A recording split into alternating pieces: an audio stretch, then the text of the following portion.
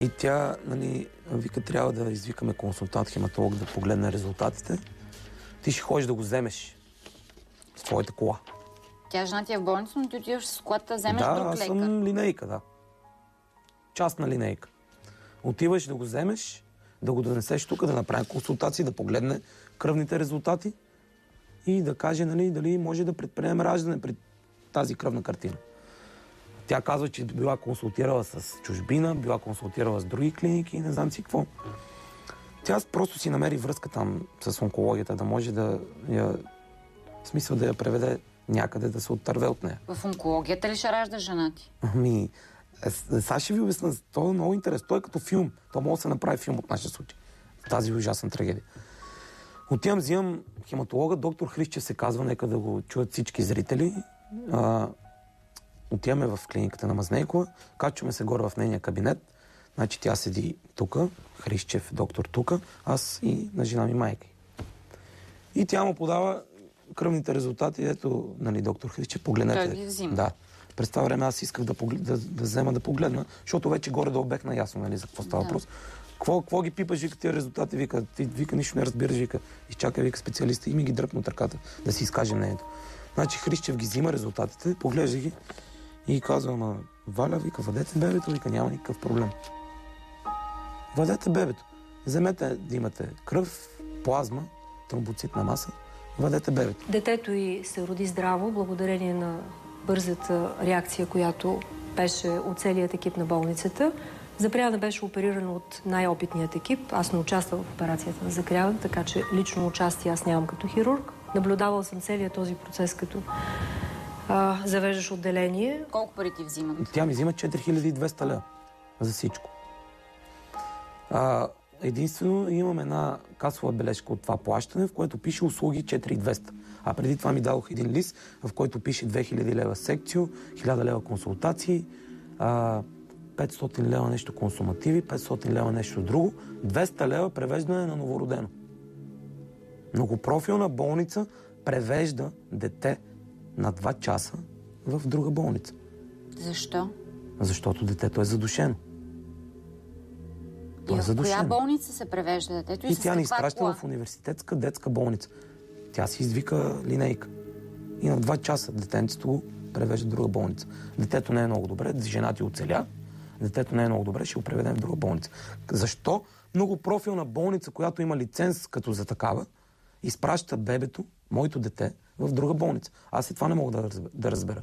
И как 5 дни многопрофилна болница не може да разбере проблема на жена ми какъв? Тя беше консултирана и видяна от всички специалисти в тази болница. И от интернисти, и от кардиолози, и от нефролози, и от акушер-гинеколози, анестезиолози, и педиатри, кой ли не. Така че тя беше гледана от всички тези специалисти. И всички ние обсъждахме какво е, какъв е проблема, каква е диагнозата. И тази диагноза наложи тя да бъде консултирана допълнително от други специалисти. Диагнозата й не беше, че е бременна. Диагнозата й беше, че е болна. И на втория ден след секцията тя ни казва, че с личния автомобил аз влача жена ми като чувал с картофи.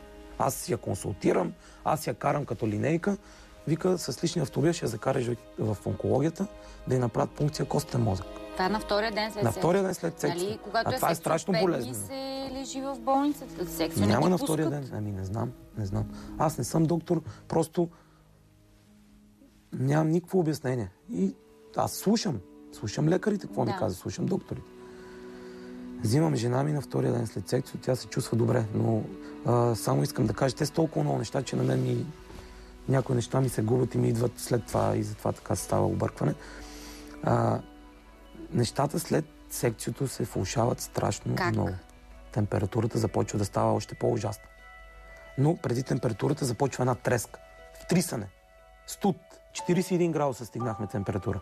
И на 41 градуса температура я беха фърлили в една стая сама. Все едно е така.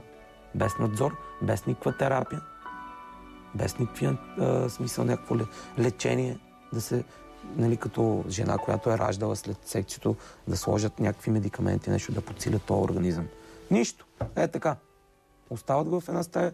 Даже като се качихме след секцията една вечер горе, тя беше дигнала 40-40,5 температура. И аз и с жена ми майка и казваме на Мазнейкова, да нали, да направим някакви компреси, да спре тази температура. Компреси ще си правиш, вика, в Петрич. Ти вика, знаеш в коя болница се намираш? Най-добрата болница, вика, в България се намираш. Какви компреси ще правиш? И въпреки всичко, жена ми е с 40 градуса и половина температура, тя влиза и започва да се кара на жена ми за това, че ние досаждаме. Представяш ли си? Какъв човек е това? Аз нямам никакво обяснение. Със сигурност не съм на лайпцигския процес и не се защитавам като Георги Димитров в момента, нали, в Райхстага, но казвам, че в този случай истината е една. И тя е, че вина в поведението на нашето отделение, вина в мене персонално няма никаква.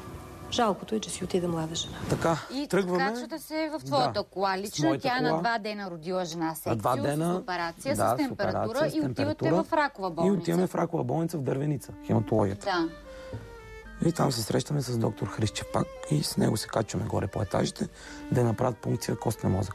Страшно болезнено изследване. Тук между гърдите се рови, от костния мозък се взима парченце за изследване. 2 дни след секцията. Представя си. И взеха и това, тя излезна, тя беше много железна, търпелива, стискаше болката. Не е лигло, която да се превзема и да капризничи. Тя изобщо нищо не казваше. Вика само, температурата ми е проблем, абсолютно нищо не ме боли. Така казваше. И като излезна, тежко й беше, защото я беше заболяло и доктор Христчев ни каза, нали, прибирайте се в клиниката на Мазнейкови. Аз ще звъна на Мазнейкова да кажа резултатите от изследването. То ще излезе някъде на обяд, след обяд. Аз ще звъна и вие ще говорите с нея да разберете какви са резултатите. А ние си тръгваме с колата, отиваме при Мазнейкова и помежду другото, той ни каза, нали, стойте си там до 7-я ден, нали, няма смисъл да идвате тук. И ние се връщаме, тя си мисли, че вече ще не приемат там, ще се местим. Да. И като й обясних, че, нали, трябва да стоим, вика, вие какво ще правите? Вика, вие вече нямате гинекологичен проблем. Тя така ни каза. Болестта трябваше да се намери. Диагнозата, че е бременна, беше част от нейната болест, която подлежеше на допълнителни изследвания. Това е. Случайно беше, че тя е бременна. Бременните жени се разболяват също така, както и небременните жени. И когато те са много болни, проблемът е много голям. Това е случая, който дискутираме в момента. Значи тя е тук с температура, болна от някаква друга болест, която няма нищо общо с бременността. Просто съвпадат двете неща по време. Точно така. И вече като стана време, качваме се горе да питаме какви са резултатите. И резултатите са перфектни, няма данни за левкемия, няма данни за рак на кръвта и така нататък. И ние си вземем глътка въздух, всичко. В смисъл, това беше за нас най-тежкото. Ако ни каже, че има левкемия, край. И ние сме щастливи. Вика, нали, щом така е казал, нали, доктор Христчев, оставате тук до понеделник и понеделник ни изписва. Къде отивате? Прибирате се вкъщи или? Да, тя ни каза, от тук нататък дръжте връзка с доктор Христчев. От раковата болница? Раковата болница. Няма рак. Няма, на доктор Христчев, аз като му се обадих, нали, му казвам, че ни изписват. Вика, ходете си вкъщи. Тя с температура. Първо искам да кажа, как може да изписваш жена в септично състояние? Както и днеска четох в интернет бивша министърка на здравеопазването Мими Виткова и тя същия въпрос задава към Мазнейкова. Как изписваш родилка в септично фебрилно състояние с 40 градуса температура? Как може да я изпишеш? На прост език какво значи септично, да обясним на зрителите? Че има някакво... Тежко състояние, да. Нещо, инфекция някаква, така ли? Това не е здрав пациент, за да го изпишеш. Тя е с 40 градуса температура, значи има някакъв проблем. Процес в организма се случва, да. Как може да изпишеш и ходете, дръжте вече връзка с доктор Христчев, вие нямате гинекологичен проблем. Подчертавам за пореден път, че аз не съм пряк участник в операцията на Запряна, че версиите за инфекция са тотално оборени и отхвърлени, че думата сепсис не съществува, тя е нелепа и несериозна, че замърсяване и оставяне няма. И че истината, след като органите в тази държава се произнесат, ще бъде казана и ще бъде чута.